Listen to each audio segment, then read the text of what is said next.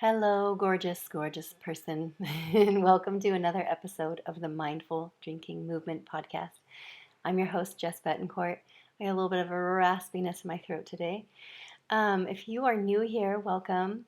I am a former wino and a mom of four and a hypnotherapist and a holistic health coach, and I have completely changed my relationship with alcohol, which has been nothing short of a phenomenon to me, which is why I pivoted the focus of my work and I help other people to do the same, is because it has been such a massive shift in life.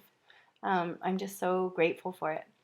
And I just so feel compelled and not obligated, but committed to helping you find your way out of a disentanglement with alcohol. It's so life affirming to do so, and it's an incredible shift that I really believe that anybody can make. And I also believe that you can do it on your own terms.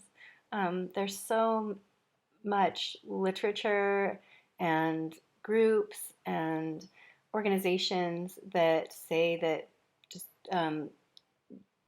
immediate sobriety is like kind of the only way. And while I find that to be so true for some people who are really in medical emergency and need help immediately, I also just strongly believe that if you don't feel like you fit into that camp, that there are other methods for you to release yourself from an alcohol addiction or an alcohol attachment. If you don't have a severe case of alcohol use disorder or alcoholism, whatever terminology you prefer to use, if you do have that, then I would strongly encourage you to seek professional help and to completely stop as soon as possible if your life is threatened or your safety or the lives or the safety of others because of your drinking.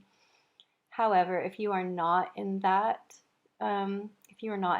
camp and you just struggle internally and maybe nobody really notices, or maybe some people do who are close to you, but maybe you're just someone who nobody says anything to, or maybe you're in the company of other people who drink as much as you do. And so it doesn't, when you look around, it doesn't feel by association that there's any issue, but maybe deep inside of you, something is surfacing that is asking you to look deeper and to question if this is really something that you want to be doing the way that you're doing it for the rest of your time in this body on this planet.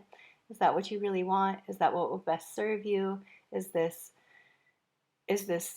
for your greatest good?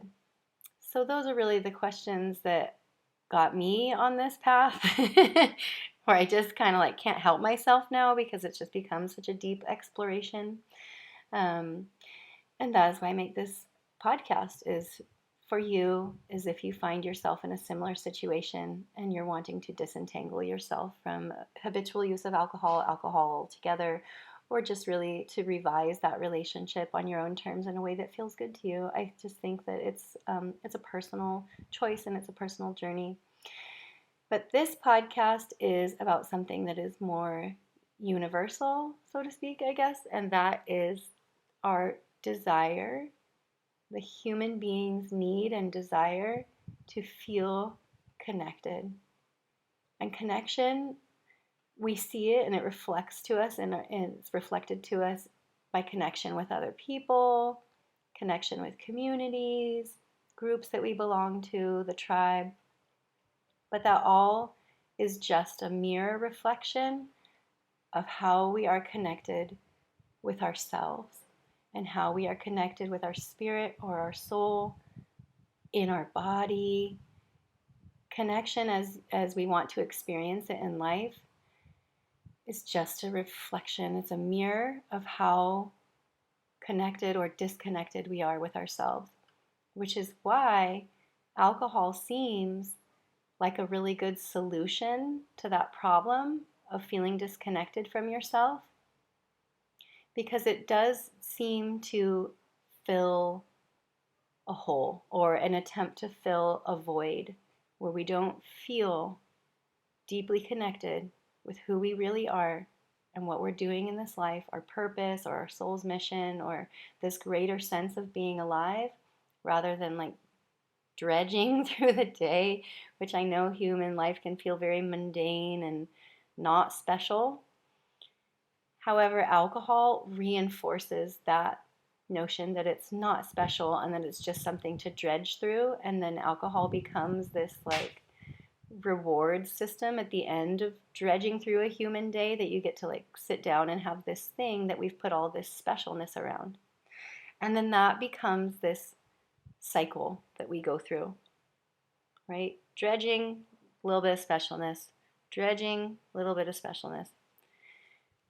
This is what is referred to as the trap, as the alcohol trap. And because it keeps us coming back for this like reward cycle.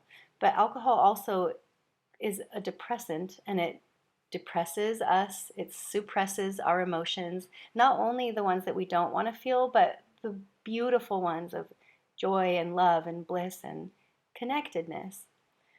So that's what I'd like to explore a little bit more in this episode. I came across, I'm a Russell Brand fan. He's a wild man, but I just totally enjoy listening to him. And he had this quote popped up on his Instagram just yesterday, and it said, "What is addiction other than attempts to return to the garden by sensory means?" And I just totally agree with that. And it kind of got me reminiscing, what is the word I want?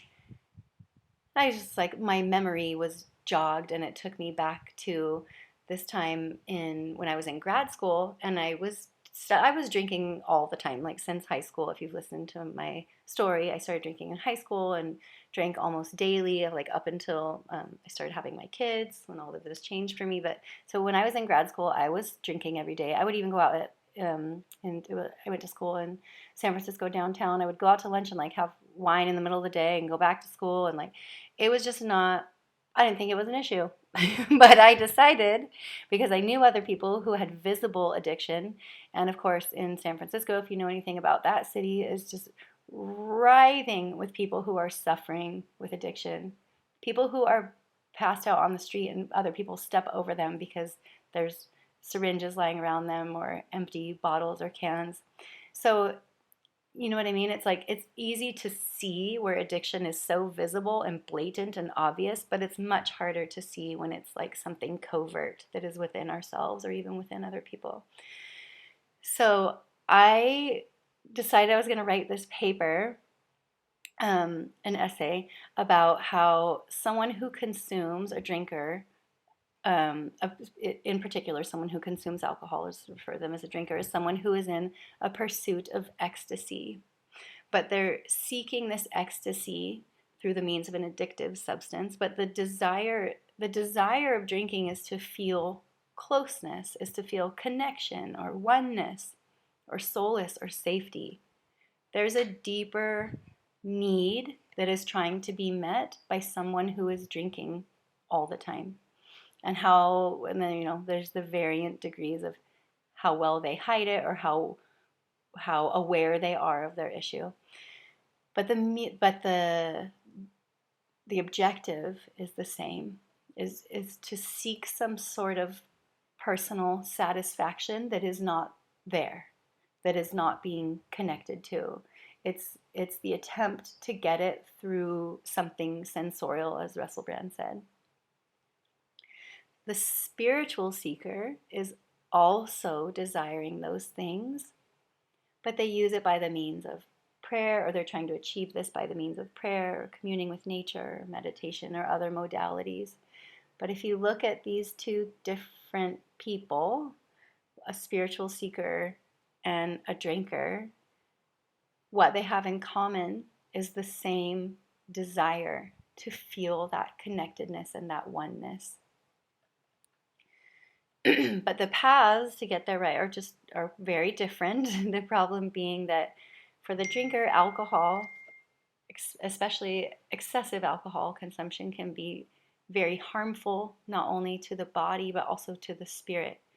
And because this desire to feel this ecstasy is so strong, and then coupled with the fact that alcohol is highly chemically addictive, the drinker will have a difficult, if not impossible, time trying to achieve or reach this goal of feeling oneness or connectedness. And it's like what I say, like alcohol carries what I call the empty promise. And it's like it seems like the solution is in there, and we've imbued alcohol with this meaning that it has this special power or this ability to like give us that feeling. But it's really just our belief, the promise that we tell ourselves that it's in there. And it's like maybe it's in there, but it never comes. It doesn't come after the second drink. So we like, you drink more, you drink the entire bottle, and it's just not in there. It's like, where is it? We were led to believe that it was in there, but it's never going to be found there. And yet there's this pursuit or this searching or this seeking for that feeling, this feeling, this like pervasive feeling that all of humanity is looking for. Many of my clients refer to alcohol as a trick. So it feels like this after some time. It's like we've been tricked. We were told that there was this solution in here, that it was going to make us feel this way. And our mind is playing that trick on us because the belief that we have that alcohol is capable of giving us this feeling of connection or oneness is what keeps us coming after it and doing it again and again and again, despite all the negative ramifications that come with it. I'd be like, what's a good analogy? Like if you were dating, if you were dating alcohol and you were in this long-term relationship with it, you might one day come to the conclusion that this partner is not who you thought they were, that they never delivered on what they said they were going to do or what you thought that they were going to do. And like all of this satisfaction was so temporary and fleeting. Like maybe like the sex was really good, but they never had anything to talk about at dinner. Maybe you've been in one of those. So you decide that you need to end things or like at least revise the terms of the relationship, which then leaves you feeling uncertain and uneasy because you've been together for so long and you're not sure who you'll be without them, without alcohol, but you do it and you redefine the relationship. And this leaves you feeling then like some maybe lost and alone and not sure where to go or what to do next because you've been using alcohol to connect with the potential of feeling this feeling of connection and oneness. And then maybe you go through some dark night of the soul, but you allow and you let it to happen because there's not much else that you can do. It's like this total surrender. And then that's when the magic happens. That is when you let go of believing that you had to control everything and that what you thought was essential and necessary, namely alcohol. You thought it was essential and necessary to feel these ecstatic, connected feelings. When all of that falls apart, when all of that just falls away and you let it, it was really just, it's making the way for you to see something else that you couldn't see before. And that is that you are already a spiritual being. And you were craving your spiritual connection, your connection with yourself or with Source, with your spirit, craving this spiritual connection in your human experience, but alcohol found you first, maybe, and you thought, like, this was it. But really, alcohol was just a detour on your way to remembering yourself and your inherent connection with Source that is always available to you. It's like what the manifestation saying, what you are seeking is also seeking you. Just whatever is in the way needs to fall away, or you have to be willing to release your grip on it, to let it go so you can see what was there the whole time. So it's like after all this time, this journey that you're on, being intertwined with alcohol. And now, if you're listening to this podcast, coming into a place where you're exploring or experiencing, experimenting with letting it go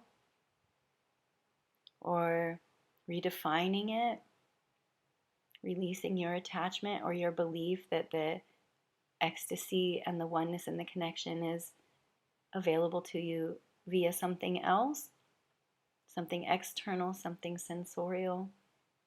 But you finally realize, like, you don't need this middleman. You don't need it to help you feel the closeness and the connection and the oneness and the solace and the safety. It's just that you needed access to yourself. You just need access to yourself. That's all you needed all along. So it does kind of, like, as I reflect on my own experience with alcohol for decades of chronic use, it was really just this winding pathway to get me to this place. And that's been my journey. And there are countless experiences, people's personal experiences of kind of saying a similar thing. So what is it going to be for you? I found this from the Seventh-day Adventist Health.org forum, and it says, when a person moves from occasional drinks for fun to drinking to deal with turmoil and emotional pain and trauma, problems are sure to arise. This is a common thread found among those with alcohol use disorder, a lack of spiritual grounding. If you interview a person with alcohol use disorder, they will often tell you that when they took their first drink, a warm, nourishing, and visceral sensation filled their chest where loneliness and fear once festered.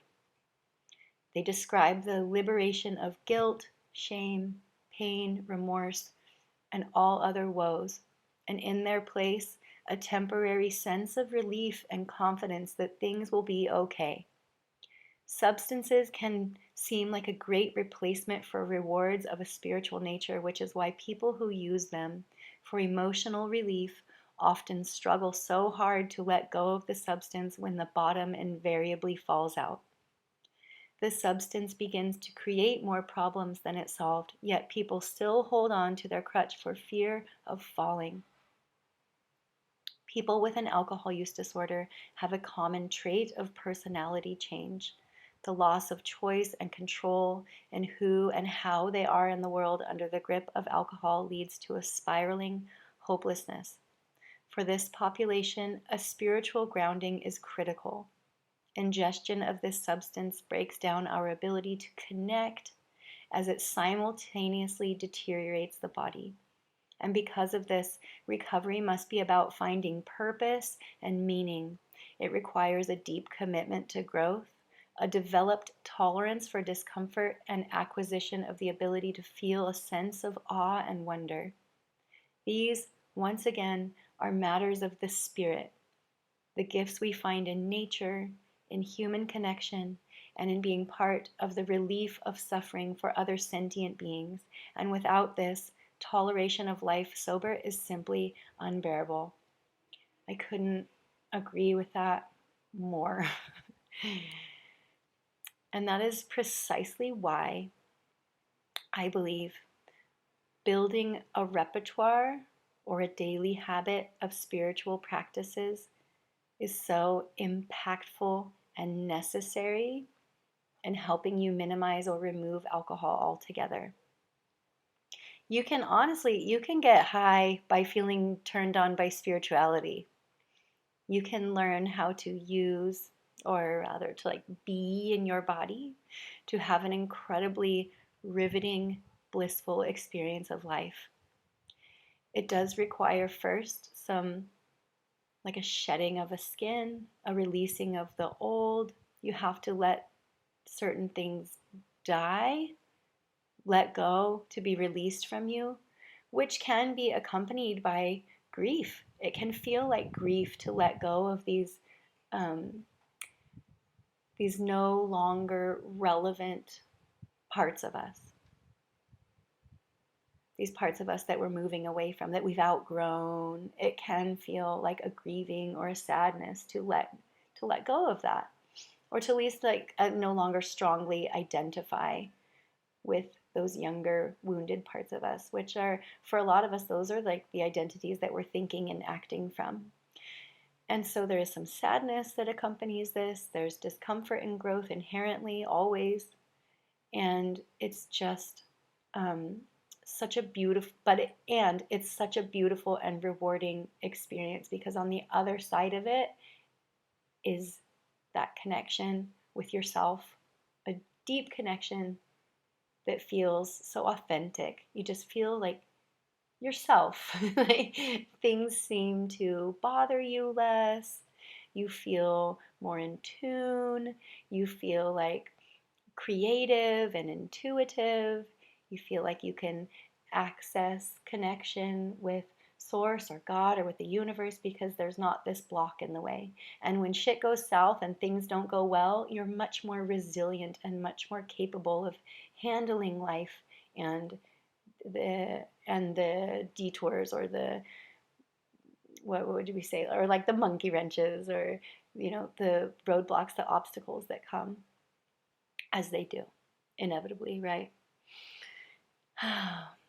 So learn how to stay grounded and held together. That's really what it is like you learn how to stay grounded and held together by connecting with the forces of nature and the universe and of your own spiritual being.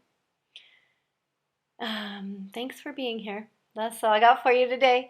I invite you, if you want to explore what spiritual practice can do for you, if you don't already have spiritual practices that really benefit you and like light you up and make you feel all psychedelic and juicy and awesome, that's what I'll be teaching inside of the 21-day Holistic Health Challenge for a more sober October.